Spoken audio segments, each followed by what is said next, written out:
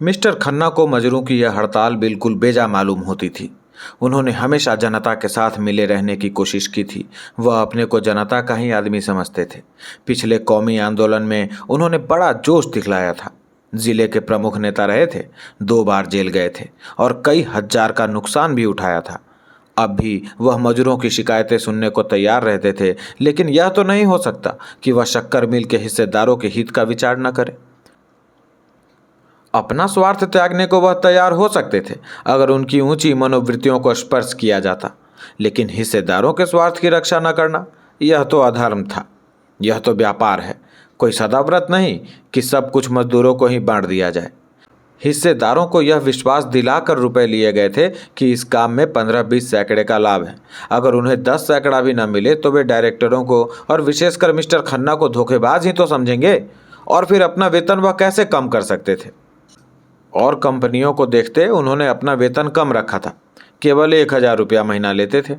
कुछ कमीशन भी मिल जाता था, मगर वह इतना लेते थे तो मिल का संचालन भी करते थे। मजदूर केवल हाथ से काम करते हैं, डायरेक्टर अपनी बुद्धि से, विद्या से, प्रतिभा से, प्रभाव से काम करता है। दोनों शक्तियों का मोल बराबर तो नहीं हो सकता। मजरों को यह संतोष क्यों नहीं होता कि मंदी का समय है और चारों तरफ बेकारी फैली रहने के कारण आदमी सस्ते हो गए हैं। उन्हें तो एक की जगह पौन भी मिले तो संतुष्ट रहना चाहिए था, और सच पूछो तो वे संतुष्ट हैं। उनका कोई कसूर नहीं, वे तो मूर्ख हैं, बछिया के ताऊ। शरारत तो ओंकार नाथ और मिर्जा खुर्शेद की है। यही लोग उन बेचारों को कठपुतली की तरह नचा रहे हैं, केवल थोड़े से पैसे और यश के लोभ में पड़कर। यह नहीं सोचते कि उनकी दिल्लगी से कितने घर तबाह हो जाएंगे। ओंकार नाथ का पत्र नहीं चलता तो बेचारे खन्ना क्या करें। और आज उनके पत्र के 1 लाख ग्राहक हो जाएं और उससे उन्हें 5 लाख का लाभ होने लगे, तो क्या वह केवल अपने गुजारे भर को लेकर शेष कार्यकर्ताओं में बांट देंगे। खुर्शीद भी तो एक दिन लखपति थे, हजारों मजदूर उनके नौकर थे, तो क्या वह अपने गुजारे भर को लेकर सब कुछ मजदूरों में बांट देते थे। वह उसी गुजारे की रकम में यूरोपियन छोकरियों के साथ विहार करते थे, बड़े बड़े अफसरों के साथ दावतें उड़ाते थे, हजारों रुपए महीने की शराब पी जाते थे और हर साल फ्रांस और स्विट्जरलैंड की सैर किया करते थे। आज मजदूरों की दशा पर उनका कलेजा फटता है।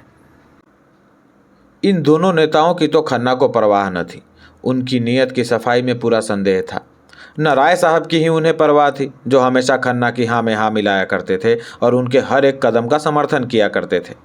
अपने परिचितों में केवल एक ही ऐसा व्यक्ति था जिसके निष्पक्ष विचार पर खन्ना जी को पूरा भरोसा था, और वह डॉक्टर मेहता थे। जब से उन्होंने मालती से घनिष्ठता बढ़ानी शुरू की थी, खन्ना की नज़रों में उनकी इज्जत बहुत कम हो गई थी।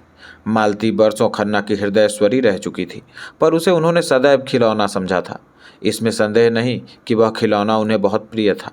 उसके खो जाने या टूट जाने या छिन जाने पर वह खूब रोते और वह रोए थे, लेकिन थी वह खिलौना ही। उन्हें कभी मालती पर विश्वास न हुआ। वह कभी उनके ऊपरी विलास आवरण को छेद कर उनके अंतःकरण तक न पहुंच सकी थी। वह अगर खुद खन्ना से विवाह का प्रस्ताव करती तो वह स्वीकार न करते, कोई बहाना करके टाल देते। अन्य कितने ही प्राणियों की भांति खन्ना का जीवन भी दोहराया दो रुखी था। एक ओर वह त्याग और जनसेवा और उपकार के भक्त थे, तो दूसरी ओर स्वार्थ और विलास और प्रभुता के। कौन उनका असली रुख था, यह कहना कठिन है।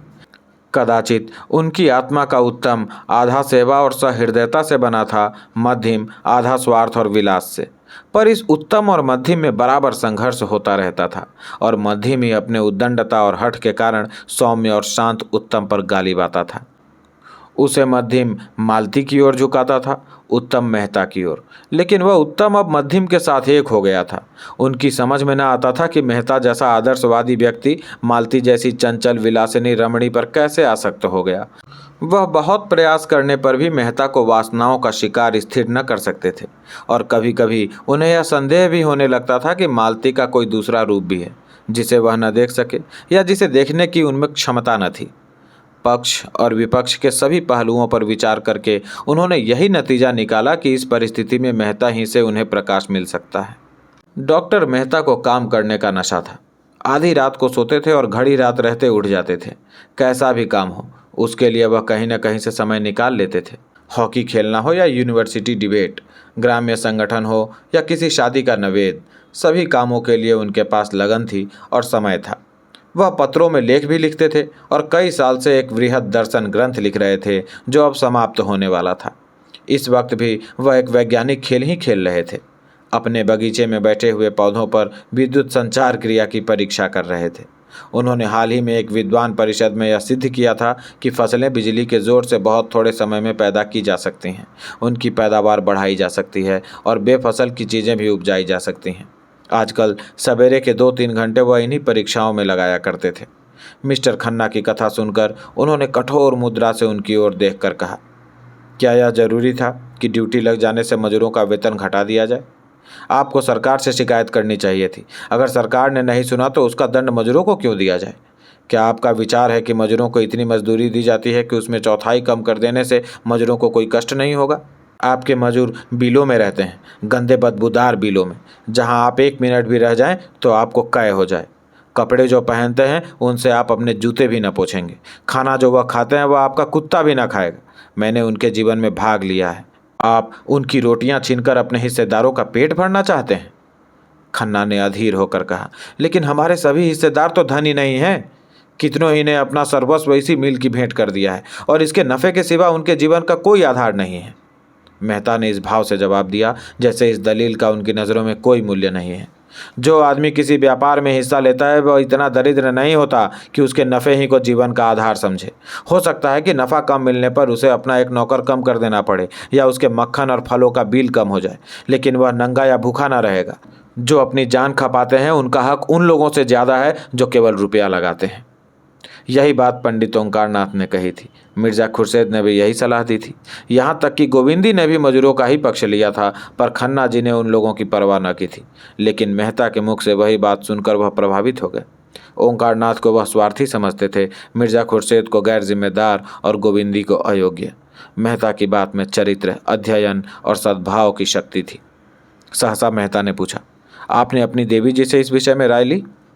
खन्ना ने सकुचाते हुए कहा, हाँ पूछा था। उनकी राय क्या थी? वही जो आपकी है। मुझे यही आशा थी। और आप उस विदुषी को अयोग्य समझते हैं? उसी वक्त मालती आ पहुंची और खन्ना को देखकर बोली, अच्छा आप विराज रहे हैं।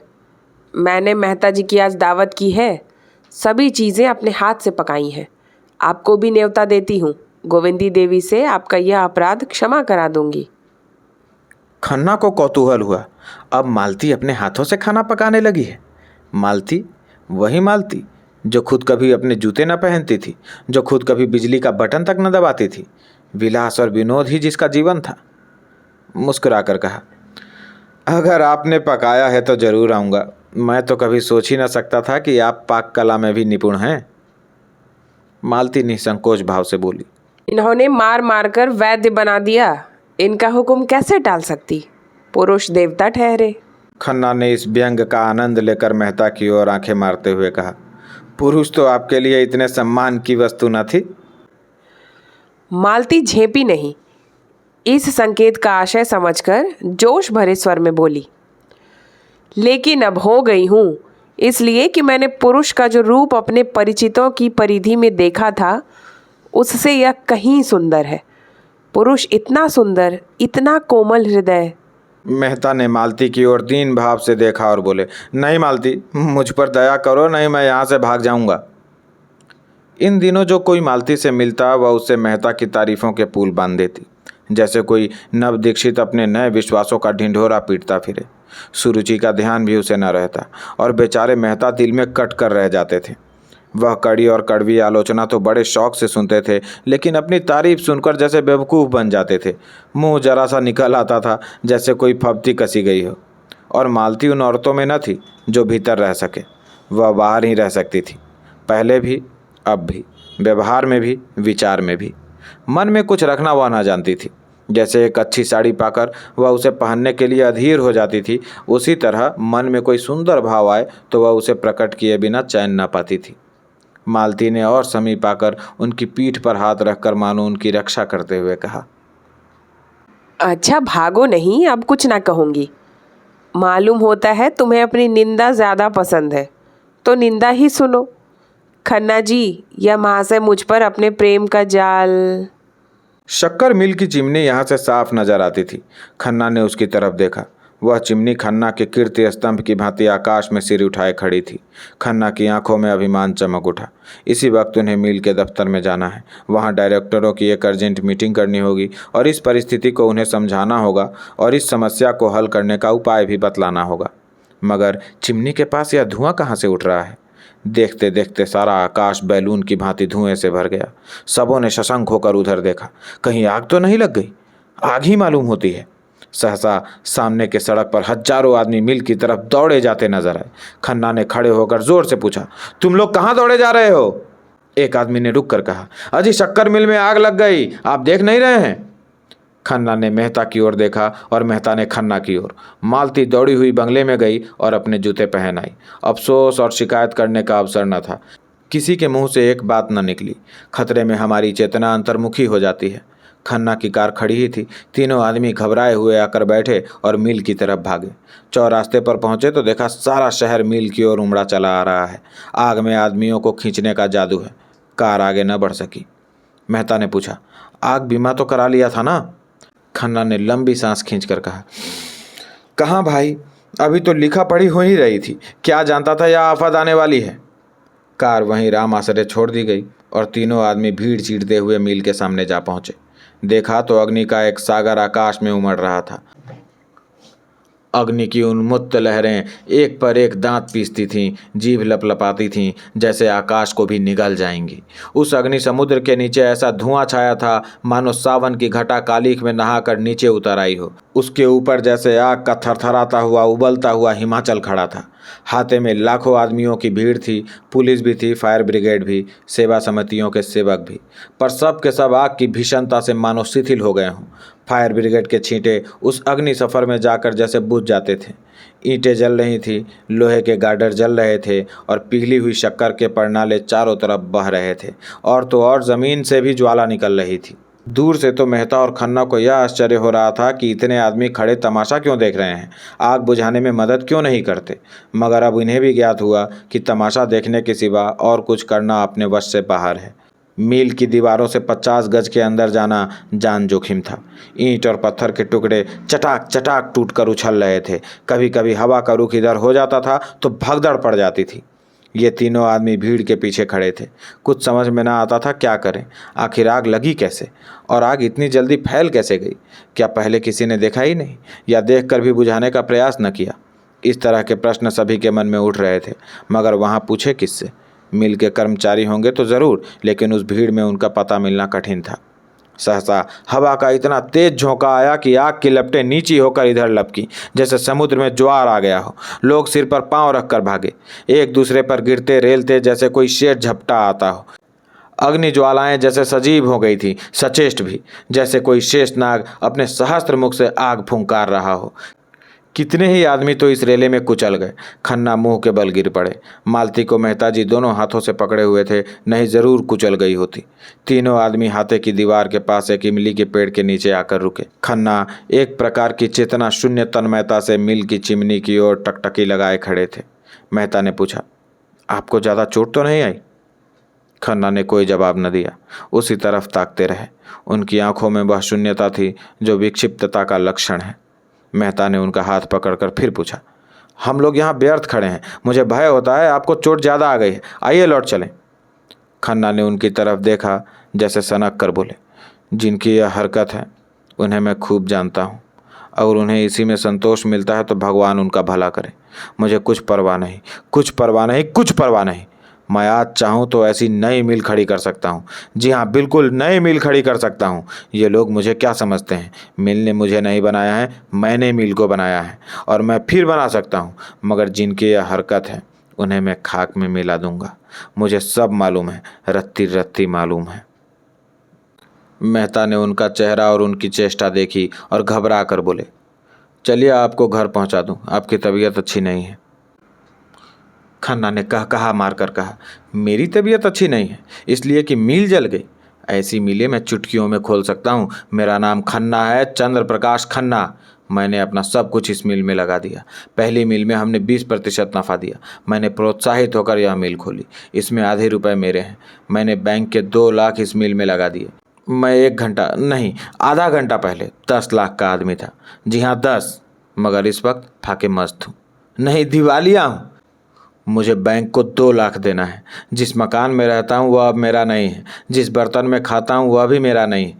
बैंक से मैं निकाल दिया जाऊँगा। जिस खन्ना को देखकर लोग जलते थे वह खन्ना अब धूल में मिल गया है। समाज में अब मेरा कोई स्थान नहीं है। मेरे मित्र मुझे अपने विश्वास का पात्र नहीं, दया का पात्र समझेंगे। मेरे शत्रु मुझसे जलेंगे नहीं, मुझ पर हंसेंगे। आप नहीं जानते मिस्टर मेहता, मैंने अपने सिद्धांतों की कितनी हत्या की है, कितनी रिश्वतें दी हैं, कितनी रिश्वतें ली हैं। किसानों की ऊख तौलने के लिए कैसे आदमी रखे, कैसे नकली बाट रखे। क्या कीजिएगा यह सब सुनकर। लेकिन खन्ना अपनी यह दुर्दशा कराने के लिए क्यों जिंदा रहे। जो कुछ होना है हो। दुनिया जितना चाहे हंसे, मित्र लोग जितना चाहे अफसोस करें, लोग जितनी गालियां देना चाहे दें, खन्ना अपनी आंखों से देखने और अपने कानों से सुनने के लिए जीता न रहेगा। वह बेहया नहीं है, बेगैरत नहीं है। यह कहते कहते खन्ना दोनों हाथों से सिर पीटकर जोर जोर से रोने लगे। मेहता ने उन्हें छाती से लगाकर दुखित स्वर में कहा, खन्ना जी, जरा धीरज से काम लीजिए। आप समझदार होकर दिल इतना छोटा करते हैं। दौलत से आदमी को जो सम्मान मिलता है वह उसका सम्मान नहीं, उसकी दौलत का सम्मान है। आप निर्धन रहकर भी मित्रों के विश्वास पात्र रह सकते हैं और शत्रुओं के भी, बल्कि तब कोई आपका शत्रु रहेगा ही नहीं। आइए घर चले, ज़रा आराम कर लेने से आपका चित्त शांत हो जाएगा। खन्ना ने कोई जवाब न दिया। तीनों आदमी चौरास्ते पर आ गए। कार खड़ी थी। 10 मिनट में खन्ना की कोठी पर पहुंच गए। खन्ना ने उतरकर शांत स्वर में कहा, कार आप ले जाएं, अब मुझे इसकी ज़रूरत नहीं है। मालती और मेहता भी उतर पड़े। मालती ने कहा, तुम चलकर आराम से लेटो, हम बैठे गपशप करेंगे। घर जाने की तो ऐसी कोई जल्दी नहीं है। खन्ना ने कृतज्ञता से उसकी ओर देखा और करुण कंठ से बोले, मुझसे जो अपराध हुए हैं उन्हें क्षमा कर देना मालती। तुम और मेहता, बस तुम्हारे सिवा संसार में मेरा कोई नहीं है। मुझे आशा है तुम मुझे अपनी नज़रों से न गिराओगी। शायद 10-5 दिन में यह कोठी भी छोड़नी पड़े। किस्मत ने कैसा धोखा दिया। मेहता ने कहा, मैं आपसे सच कहता हूँ खन्ना जी, आज मेरी नज़रों में आपकी जो इज्जत है वह कभी न थी। तीनों आदमी कमरे में दाखिल हुए। द्वार खुलने की आहट पाते ही गोविंदी भीतर से आकर बोली, क्या आप लोग वहीं से आ रहे हैं? महाराज तो बड़ी बुरी खबर लाया। खन्ना के मन में ऐसा प्रबल न रुकने वाला तूफानी आवेग उठा कि गोविंदी के चरणों पर गिर पड़े और उन्हें आंसुओं से धो दे। भारी गले से बोले, हाँ प्रिय, हम तबाह हो गए। उनकी निर्जीव निराश आहत आत्मा सांत्वना के लिए विकल हो रही थी, सच्ची स्नेह में डूबी हुई सांत्वना के लिए। उसी रोगी की भांति जो जीवन सूत्र क्षीण हो जाने पर भी वैद्य के मुख की ओर आशा भरी आंखों से ताक रहा हो। वही गोविंदी जिस पर उन्होंने हमेशा जुल्म किया, जिसका हमेशा अपमान किया, जिससे हमेशा बेवफाई की, जिसे सदैव जीवन का भार समझा, जिसकी मृत्यु की सदैव कामना करते रहे, वही इस समय जैसे आंचल में आशीर्वाद और मंगल और अभय लिए उन पर वार रही थी। जैसे उन चरणों में ही उनके जीवन का स्वर्ग हो, जैसे वह उनके अभागे मस्तक पर हाथ रखकर ही उनकी प्राणहीन धमनियों में फिर रक्त का संचार कर देगी। मन की इस दुर्बल दशा में, घोर विपत्ति में, मानो वह उन्हें कंठ से लगा लेने के लिए खड़ी थी। नौका पर बैठे हुए जल विहार करते समय हम जिन चट्टानों को घातक समझते हैं और चाहते हैं कि कोई उन्हें खोद कर फेंक देता, उन्हीं से नौका टूट जाने पर हम चिमट जाते हैं। गोविंदी ने उन्हें एक सोफा पर बैठा दिया और स्नेह कोमल स्वर में बोली, तो तुम दिल इतना छोटा क्यों करते हो? धन के लिए, जो सारे पाप की जड़ है। उस धन से हमें क्या सुख था? सवेरे से आधी रात तक एक न एक झंझट, आत्मा का सर्वनाश। लड़के तुमसे बात करने को तरस जाते थे। तुम्हें संबंधियों को पत्र लिखने तक की फुर्सत ना मिलती थी। क्या बड़ी इज्जत थी? हाँ थी, क्योंकि दुनिया आज तक धन की पूजा करती चली आई है। उसे तुमसे कोई प्रयोजन नहीं। जब तक तुम्हारे पास लक्ष्मी है, तुम्हारे सामने पूंछ हिलाएगी। कल उतनी ही भक्ति से दूसरों के द्वार पर सजदे करेगी, तुम्हारी तरफ ताकेगी भी नहीं। सत्पुरुष धन के आगे सिर नहीं झुकाते, वह देखते हैं तुम क्या हो।